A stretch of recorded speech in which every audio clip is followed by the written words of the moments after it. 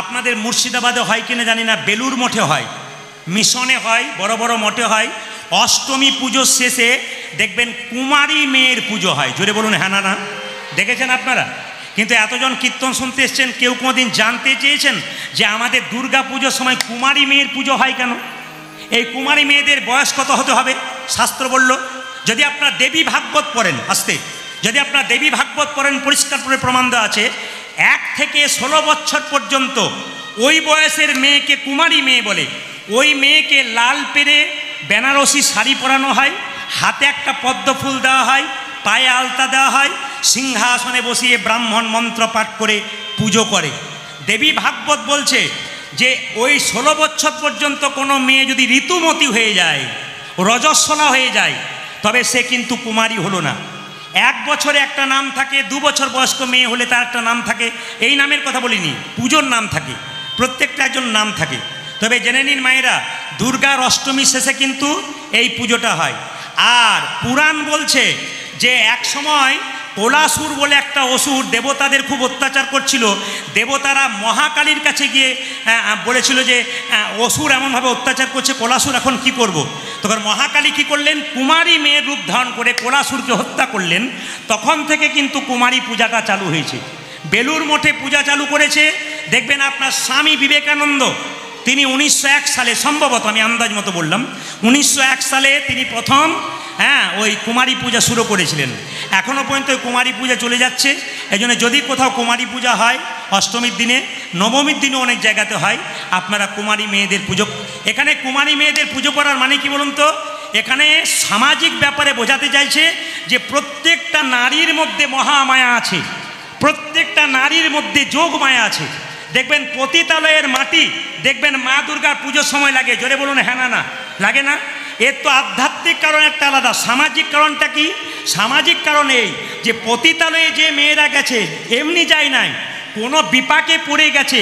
এমনি এমনি মেয়েরা কোনোদিন উল্টো পথে যায় না, নিশ্চয়ই বিপাকে পড়ে। ওই মেয়েদেরকে সম্মান দেওয়ার জন্যে পতিতালয়ের মাটি মা দুর্গার পুজোতে লাগিয়ে মাকে বলতে চাইল, মা এরাও পবিত্র, বিপাকে পড়ে গেছে, এদেরকেও সমাজে একটা আশ্রয় দেওয়া হোক, ভালো জায়গা করে দেওয়া হয়।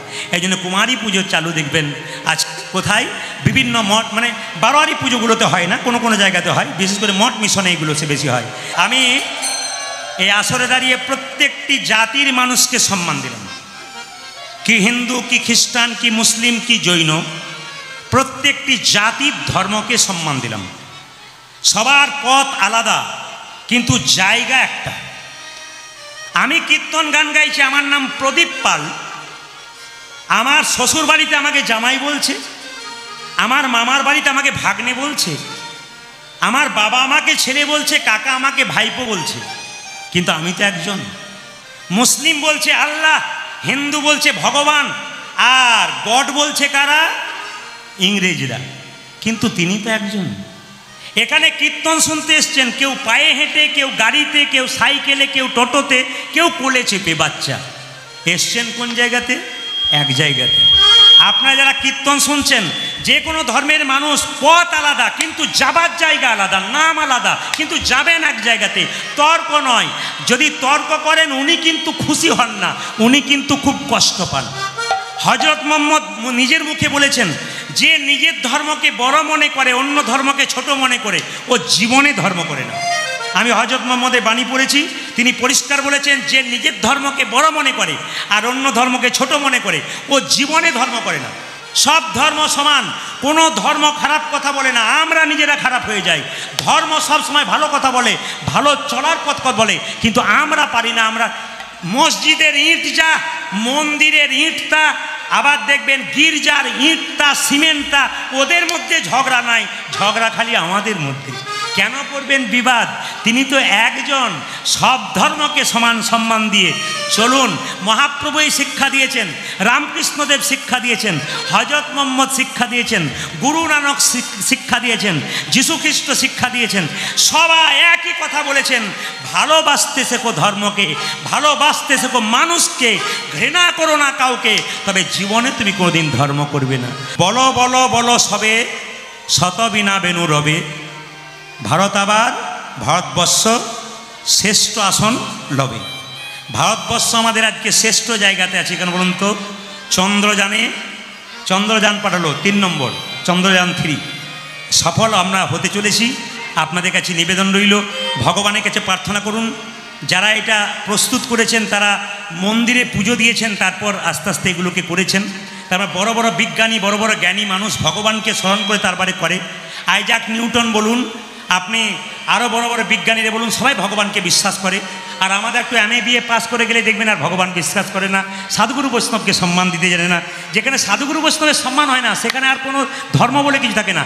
এখনও সাধুগুরু বৈষ্ণব পৃথিবীতে আছে বলে চন্দ্র সূর্য উঠছে, এখনও জোয়ার ভাটা হচ্ছে। আর যদি সাধুগুরু বৈষ্ণব এখনও না থাকতো তাহলে কিন্তু এখন পৃথিবীতে সব কিছু বন্ধ হয়ে যেত। এই যে বিভিন্ন ধর্মের মানুষ এখনও ধর্মের পথটা ঠিক রেখেছে বলে এখনও লক্ষ্য করুন সব কিছু ঠিক চলছে। তাই ধর্মটাকে রাখবেন, ধর্মের মধ্যে বিবাদ করবেন না। আচ্ছা মায়েরা কিছু মনে করবেন না, সর্বাঙ্গপুরে কালী পুজো হয়, নাম নিবি শ্যামামার। আচ্ছা এবার মন দিয়ে শুনুন, কালীর কটা হাত? 4টা হাত। আমার দিকে তাকাবেন, একটা হাতে কি বলে?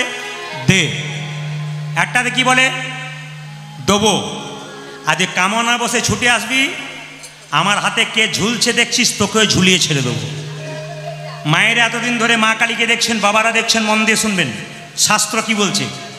মা কালীর হাতে যে মুন্ডটা রয়েছে, ওই মুন্ডটাকে শুম্ভ নিশুম্ভ নামে 2 জন অত্যাচারী ওষুধ ছিল। মেয়েদেরকে মা জ্ঞান করতো না।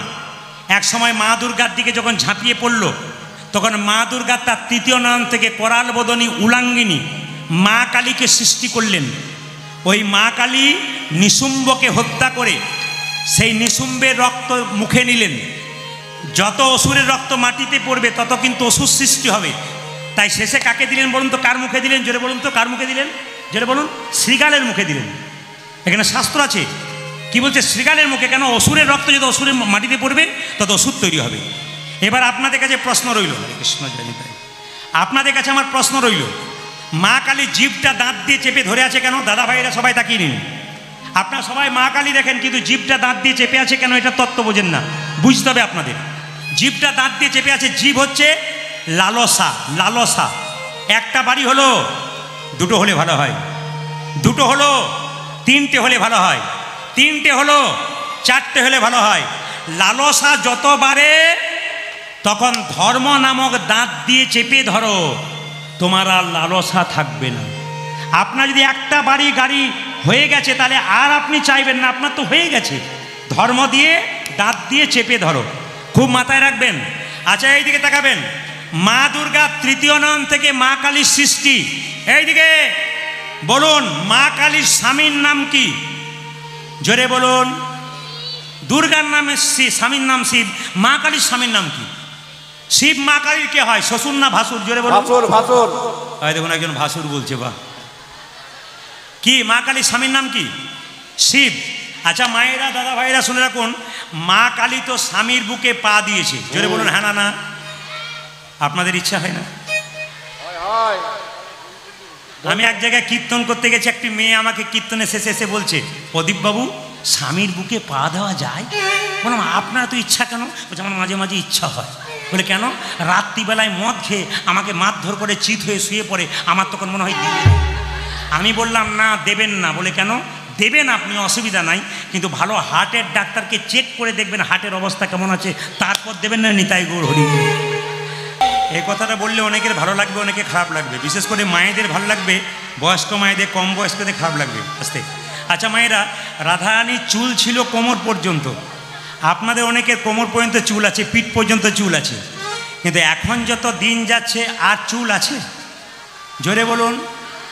আগে মেয়ে দেখতে গেলে বলতো, মা তোমার চুলগুলো একবার খুলে দেখাও তো। এখন একবার বলবেন, দেখবেন কি হয়।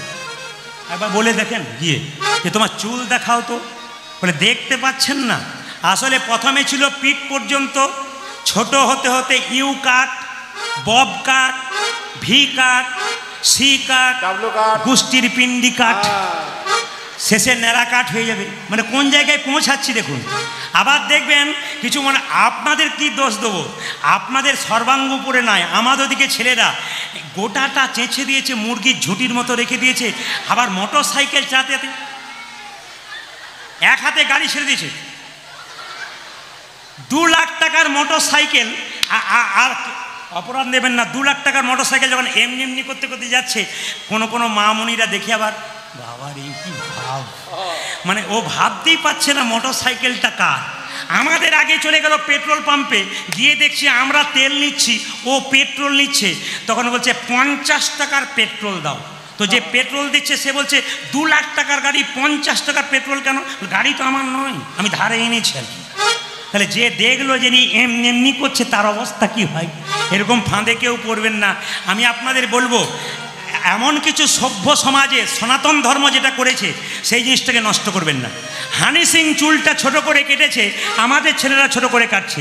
আমি হানি সিংকে কাছে পেয়ে বলতাম, দাদা এক কাজ করুন। বলে কি? গোটা মাথাটা নেড়া করে শিখি রেখে দিন, হিন্দু ছেলেগুলো সব মহাপ্রভুর দলে চলে যাবে, নিতাই গৌর হরি বল। কিন্তু পাচ্ছি না দেখতে, নারে বলতে পারতাম। এখন লক্ষ্য করুন, বৃন্দাবনে যখন বাঁশি বেজেছে, কার জীবনে কার কখন বাঁশি বাজবে কে জানে না। আজকের কীর্তন শুনতে এসছেন, বাড়ি ফিরে যাবেন, গ্যারান্টি আছে? জোরে বলুন হ্যাঁ না না। রাত্রিবেলায় শোবেন, সকালবেলায় চোখ খুলবেন, গ্যারান্টি আছে? না। ট্রেন আসবার সময় সিগন্যাল দেয়, আমরা জানতে পারি ট্রেন আসে। মৃত্যু আসবার সময় সিগন্যাল দেয় না, কে কখন আসবে কেউ জানে না। এই জন্যে বলছে বাবা এখন বেলা নাই, কে কখন চলে যাবে কেউ জানে না। মায়ের একটু বলুন, রাধারানীর শাশুড়ির নাম কি? জোরে বলুন। আচ্ছা, রাধারানীর শাশুড়ির নাম বলতে হবে না, আপনাদের শাশুড়ির নাম কি জানা নাই? বলে নাম করতে নাই। আচ্ছা, রাধারানীর শাশুড়ির নাম জটিলা, আর ননদিনীর নাম কি? কুটিলা। যার জটিল প্রাণ সে জটিলে, আর যার কুটিল প্রাণ সে কুটিলে।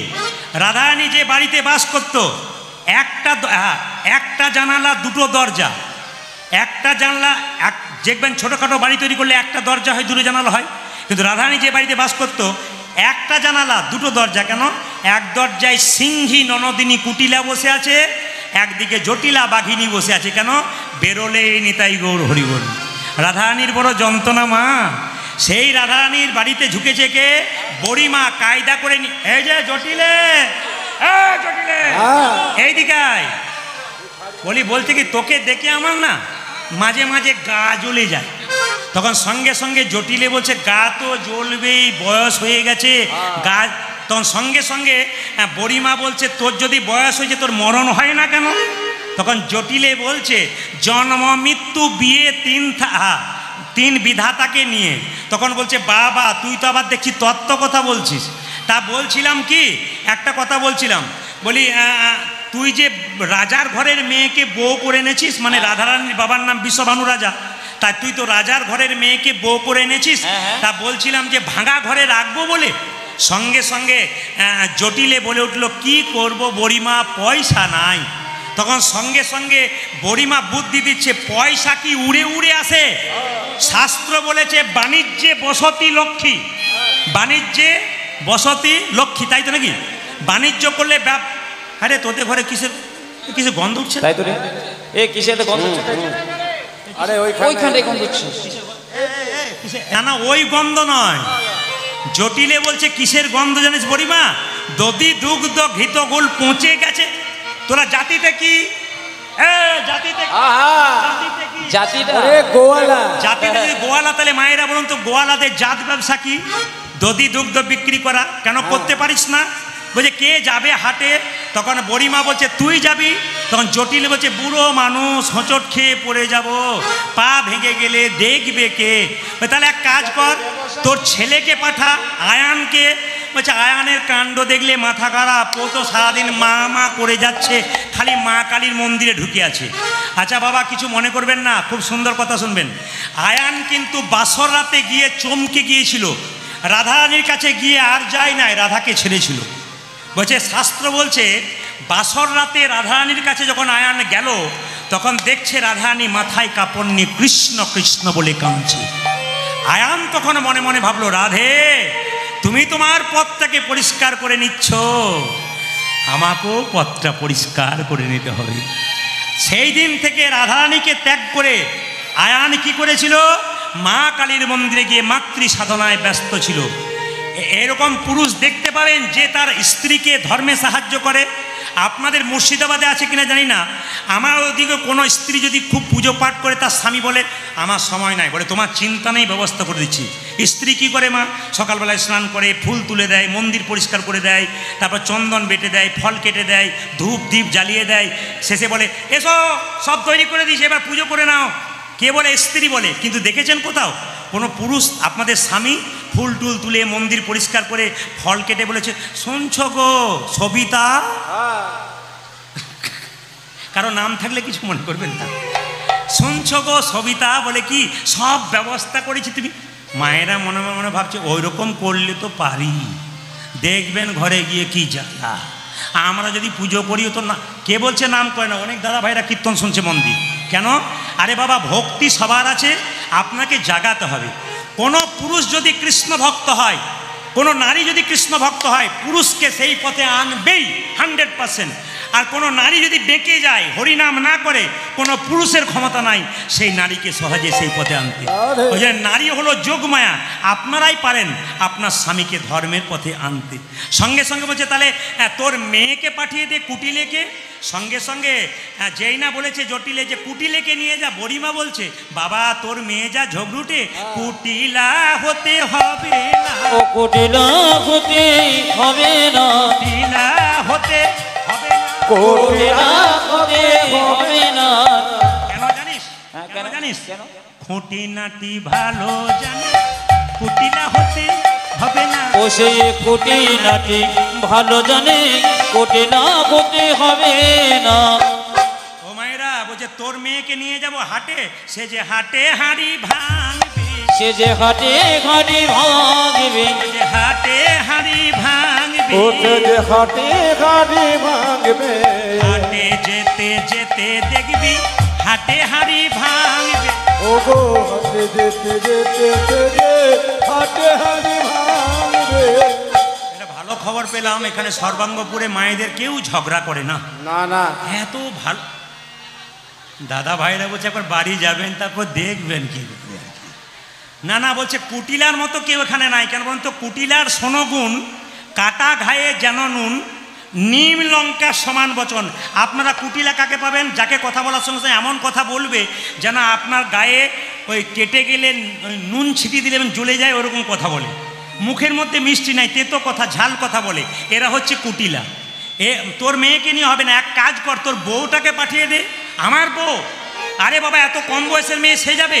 তবে বড়িমা তুই যখন বলছিস নিয়ে যা, তবে সাবধান। বলে কি? ওর স্বভাব খারাপ। কি স্বভাব? রাস্তায় যেতে যেতে একজনের নাম করবে, ওই নামের জন্য যত গন্ডগোল। তার নামে যেন করে না, ও তার নাম যেন করে না, তার নামে যেন করে না, ও তার নাম যেন করে না। কার নাম? আপনারা বুঝতে পেরেছেন? আমি ইশারা করে বলেছি। হ্যাঁ। কার নাম? হাটে মাঠে গরু চড়াই, নামে যেন করে না। ওই দেখে হাটে মাঠে ধেনু চড়াই, নাম যেন করে না, হাটে মাঠে ধেনু চড়াই, নামে যেন করে না। ওরে হাটে হাটে মাঠে বিভিন্ন বাজায় তার নাম যেন করে না। শোন শোন শোন, বল বল বল। এই যে এই পাড়াটা আছে না, হ্যাঁ। এই গোয়ালাদের ছেলেগুলো, আচ্ছা এই গোয়ালাদের ছেলেগুলো সবাই হাটে মাঠে বাঁশি বাজায়। তো নামটা কার করবো না খুলে বলবো। বল। কদম তলায় বাজায় বাঁশি, নামে যেন করে না। আজ কদমে তলায় বাঁশি বাজায়, নাম যেন করে না। কদম তলায় বাঁশি বাজাই, নাম যেন করে না। ও যার কদম তলায় বাতি বাজায় নাম যেন করে না। ও বুঝলাম, কদম তলায় অনেকেই বাঁশি বাজায়, তাহলে কার নাম? নন্দের বেটা কৃষ্ণচন্দ্রের নাম যেন করে না। ওই যে নন্দের বেটা কৃষ্ণচন্দ্র নামে যেন করে না।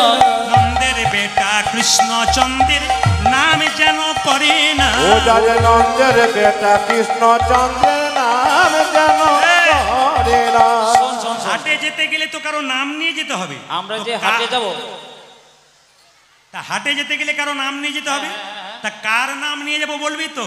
বলছে শোন, নাম নিবি শ্যামা মা, তোর নাম নিবি শ্যামা মা, তোর নাম নিবি শ্যামা মা। ও যার নাম নিবি শ্যামা মা। এই যে, তুই তো শ্যামা মার, শ্যামামার শ্যামামার নাম নিবি শ্যামামার। ওই যে শ্যামে শ্যামামার নাম নিবি শ্যামামার। ও যে শ্যামামার শ্যামামার নাম নিবি শ্যামামার। ও জয় শ্যামামার শ্যামামার নাম নিবি শ্যামামার।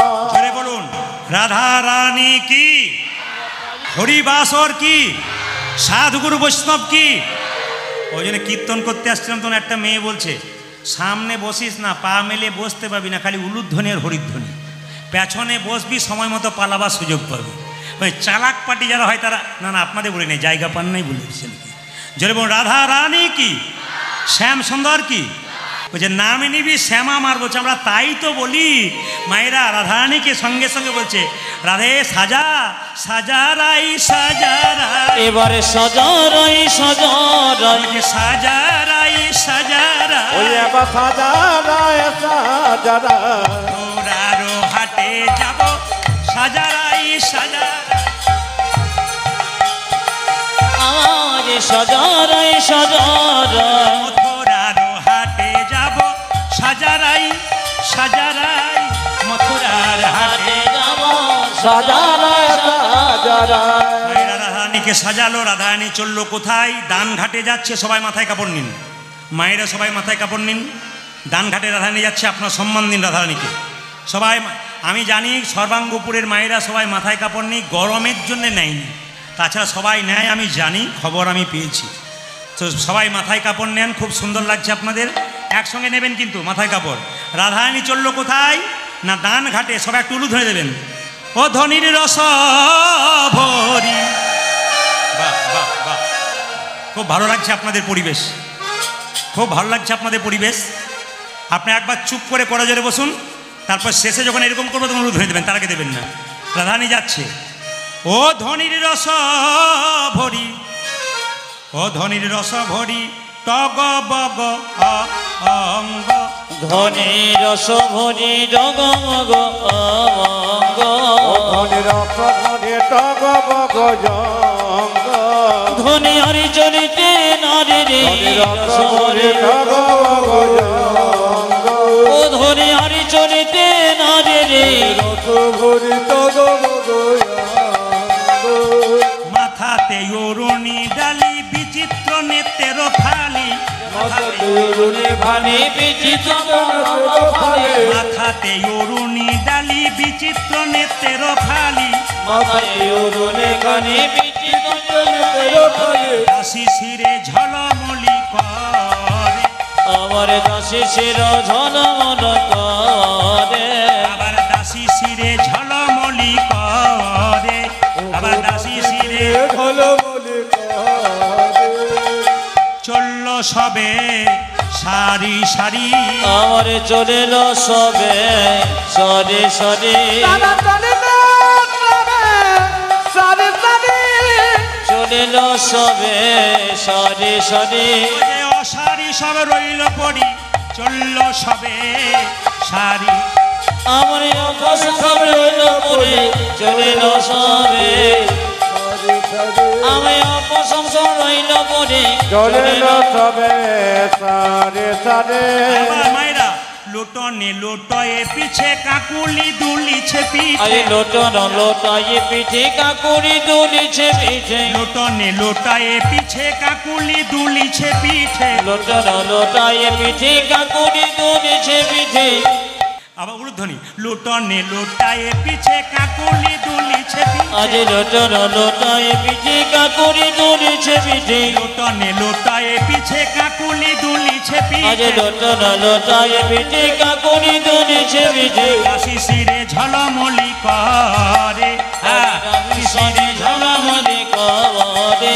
ও যে দাসী শিরে ঝলমলি করে। ও দাসী শিরে ঝলমলি করে। আবার কি বলছে? বৃন্দাবনে শোনে বাসি যতে গোপিনী। আইলেন বড়াই বুড়ি যেথাই বিনোদিনী। বৃন্দাবনে শোনে বাসি যতে গোবিনী।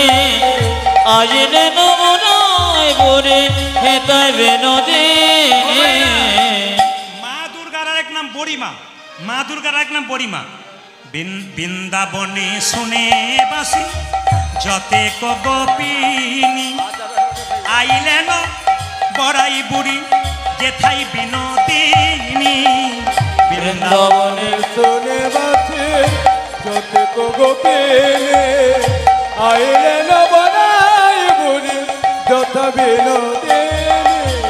বড়াইয়ে দেখিয়ে রাই মুচকিয়ে হাসে বাসুলিয়া দেশে কহে দ্বিজ চণ্ডী দাসে। বড়াইয়ে দেখিয়ে রাই মোচকিয়া হাসি বাসুলিয়া দেশে দ্বিজ চণ্ডী দাসে। এতক্ষণ ধরে এত পদ গাইলাম, এই পদটি রচনা করেছে কি দ্বিজ চণ্ডী দাস। সবাই প্রণাম করবেন, আমি যেমন প্রণাম করবো। বড়াইয়ে দেখিয়ে রাই মুচকিয়ে হাসে বাসুলিয়া দেশে কহে দ্বিজ চণ্ডী দাসে।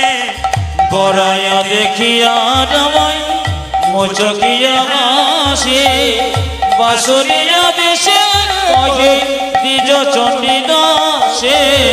বড়াই এলো রে, আজ বড়াই এলো রে, বড়াই এলো ও রে, নারায়ণ রে বৃন্দাবনের মাঝে মাঝে বড়াই এলো রে।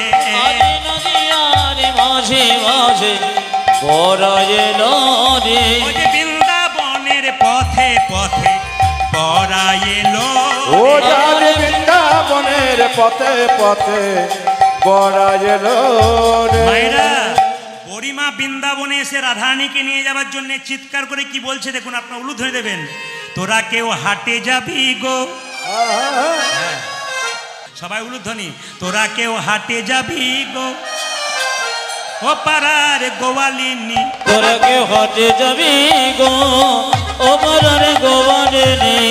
কেউ হাটে যাবি গো ও পাড়ার গোয়ালিনী। ও তোরা কেউ হাটে যাবি গো ও পাড়ার গোয়ালিনী। হাটে গেলে শেখাবো তোদের, শেখাবো বিকি কি। ও গো হাটে গেলে শেখাবো তোদের, শেখাবো বিকি কিনে। হাটে গেলে শেখাবো তোদের, শেখাবো বিকি কিনি। ও যারে হাটে গেলে শেখাবো তোদের শেখাবো বিকি কিনি। তোরা কেউ হাটে যাবি গো ও পাড়ার গোয়ালিনী। তোরা কেউ হাটে যাবি গো ও পাড়ার গোয়ালিনী। তোরা কেউ হাটে যাবি গো ও পাড়ার গোয়ালিনী। এই দেখো, ওগো কে যাবি কে যাবি বড়াই ডাকে উচ্চ স্বরে। আয় আয় কে যাবি কে যাবি বলে বড়াই ডাকে চোষণে। কে যাবি কে যাবি বড়াই ডাকে উচ্চ স্বরে। আজকে যাবি কে যাবি বড়াই ডাকে উচ্চ স্বরে। মথুরার হাটে যাবি বিকি কিনি বাড়ি। আজ মথুরার হাটে যাবে বিকি কিনি বারে।